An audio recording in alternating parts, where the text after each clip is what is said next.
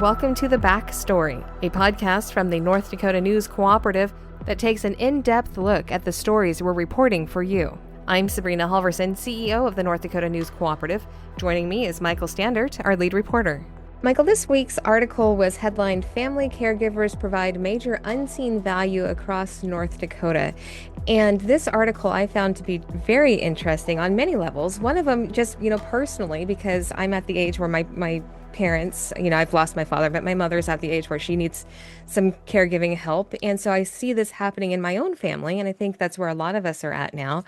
And so it's such an important story because so many of these families are going through this, and these caregivers are kind of the unsung heroes. Yeah, I mean, you don't often hear about the amount of work that goes into, caring for a family member. And the AARP report that was, kind of the impetus for the story, really quantifies that. So they estimated it's about 1.27 billion annually, the amount of work that family caregivers put in North Dakota, and that's just in the state. So, it's a tremendous amount of work and stress and, potentially joy at some points. But it's often hard to see, and it's not often thought of as work.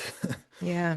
But the people that, whether they're spouses or sons or daughters or, friends of neighbors, they put in a lot of work for helping people stay in their homes. And there's a lot of encouragement out there for people to stay in their homes as long as they can. And yeah, I think part of, talking to some of the caregivers is just kind of finding out more of what they need, and some interesting things came up in discussions. It's like, well, caregivers really need to be able to get their own time, because if they can kind of be sucked into just having all their time consumed by taking care of this person, and no one can really do that. I mean, mothers and fathers do that when babies are born, but eventually that situation eases in a lot of ways. So whether there's ways that communities can support family caregivers more, I think that's something that communities should be looking into. One of the things that I read in your article that,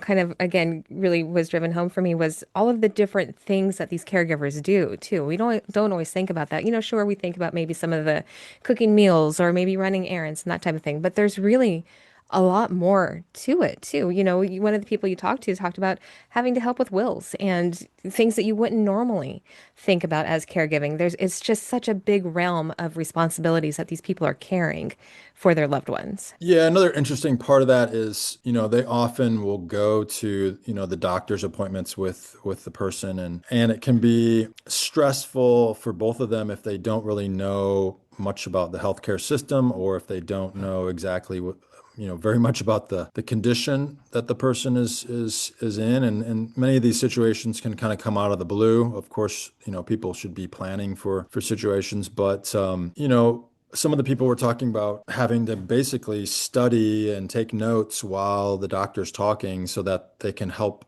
the other person understand, because the other person is often in a place where they're confused, or they don't, they're kind of stressed about the situation. So they might not be thinking as clearly as the other person. So usually the caregiver is often, taking notes or looking up things, or trying to navigate the healthcare system too. So Yeah, and these are people who haven't gone through specific training for this. They're not people already working in the healthcare systems. They're just normal lay people like you and I, who now are in the situation where they are helping their loved ones through these. And that is such an important thing too. And that is something we went through with my dad a little bit, but because he had many health problems. When the patient, let's say, is at the doctor's office, it is hard for them to retain all of that information because this is happening to them. First off, they're the ones that are not well, and then to have that caregiver there alongside them is huge.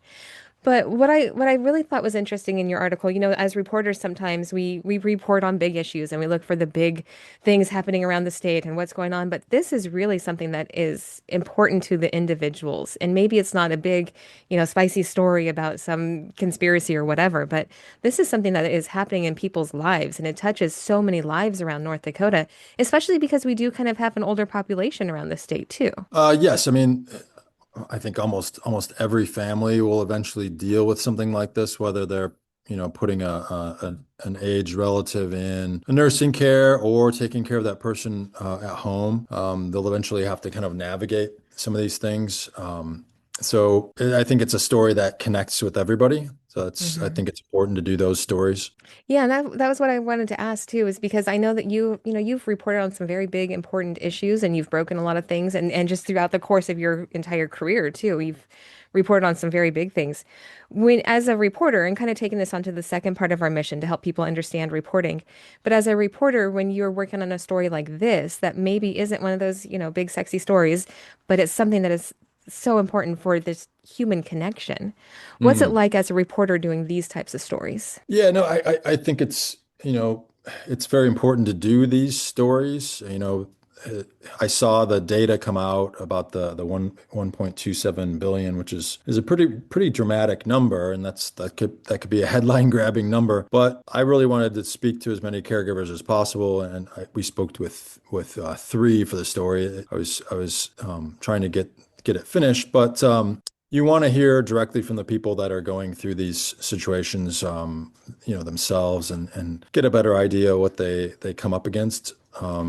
You have stories from your family. I have stories from my family about different caregiving situations. So I think almost everybody does. I think it's important to cover these kind of things. And if you don't now, at some point in your life, you probably will end up in some type of a caregiving situation, whether it's a parent or a spouse, or sometimes even our children, if they're, adult children go through terrible illness or something, it can Yeah, turn or that a way as person well. being cared for. And, one thing that often comes up in these situations is that burnout factor, or Mm. someone just kind of taking on too many responsibilities, which I think, many of them would hope that there's more opportunities out there to kind of relieve their situations, not like turnover care, but just to kind of, give them a break at times, more adult daycare, things like that. So. Yeah, I was curious if through the course of your reporting on this, if you heard about, services or just even if it's not formal services. I know that I used to be part of a group called Stephen Ministry, and the whole intent of that was to care for the caregiver because they don't get a Mm, break. I mean, this is yeah. something you do 100% of your time. Yeah, I've heard of a few adult daycare options in different areas. It's very sporadic. There's nothing real systematic about it. AARP has a lot of resources that you can go to their website or call someone there to find out more. I mean, there's other organizations as well. I mean, people can call their church to see if there's something that, there might be some situation where someone is willing to help or point people in the right direction. Yeah. I think I'm a big fan of AARP and all the resources that they offer. Even for people who aren't members, you don't have to be a member to go to their website and get their resources. And you don't have to be, of a certain age either. There are a lot of resources on there that people of any age can use if you just go to the AARP website. I'm a big fan. Yeah, no, they have a lot of resources. And that's one thing you hear from people. It's like, when someone is thrust into this situation, it's like they have a big learning curve because Mm. may have not even thought about the situation coming. So, it takes time for them to kind of understand the needs of the person they're taking care of, and what resources there are available out there to help take the burden off them or to help with the person they're caring for. But there are a lot of resources, and I think people, would like to see more if possible. But also just, the ability to find what they need. And every case is going to be different too. So that's kind of one of the difficulties of it. Yeah. So a lot of resources out there. And you know what I'll do is I'll put some resources in a list in our podcast description so people listening can have some there at their fingertips as well as in through your article. So thank you for reporting on this, Michael. Thank you. And again, that article was headlined Family Caregivers Provide Major Unseen Value Across North Dakota. You can read that story on our website at newscoopnd.org or in one of our local newspaper partners. For the North Dakota News Cooperative, I'm Sabrina Halverson. This has been The Backstory.